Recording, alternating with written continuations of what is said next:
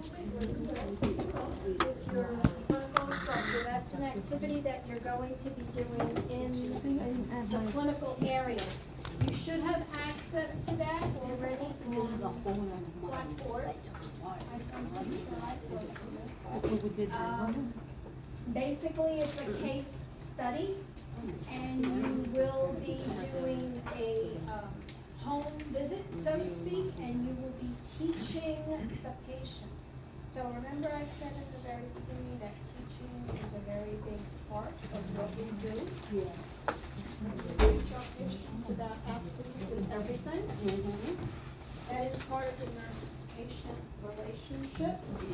And when we teach our patients, whatever it is that we're teaching, hopefully our patient is agreeable and trust is formed and they implement the teaching that we give them and they move on to bigger and better helpful lives. So what does teaching do? It promotes learning. Okay, so anything we teach our patient is directly related to them. So there's something in it for them. And when most people know that there's something in it for them, they pay attention. Okay?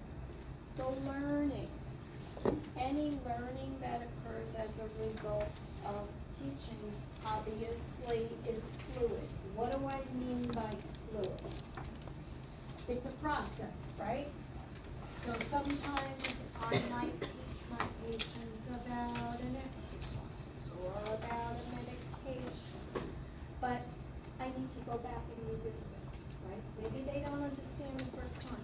Maybe they need to hear it again. So if I'm giving out my meds and I'm going to say to my patient, this is your cholesterol medication, and tell me again, what is this for? Why are you taking it? When do you take it?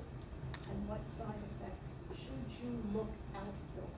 So I repeat that process over and over again every time I give the patient that particular medication, because that's my opportunity to do that teaching, right? So that by the time they go home, they know everything that there is to know about their medication, right? So teaching and learning starts as soon as you make that patient-nurse connection, okay? And it's reinforced. We are very effective communicators. If you don't know how to communicate yet, you will learn how to be a very effective communicator, which means what? That we like to think that when we talk, everybody understands what we're saying, but that's not always the case, right? You think somebody understands you because maybe they're smiling and they're nodding their head, but maybe they're just being polite. Yeah, and then you ask them a question about what it is, and they don't know. So we have to assess our patient before we teach them. Just like we assess them physically, we have to assess how they think, what they know, what learning level are they at.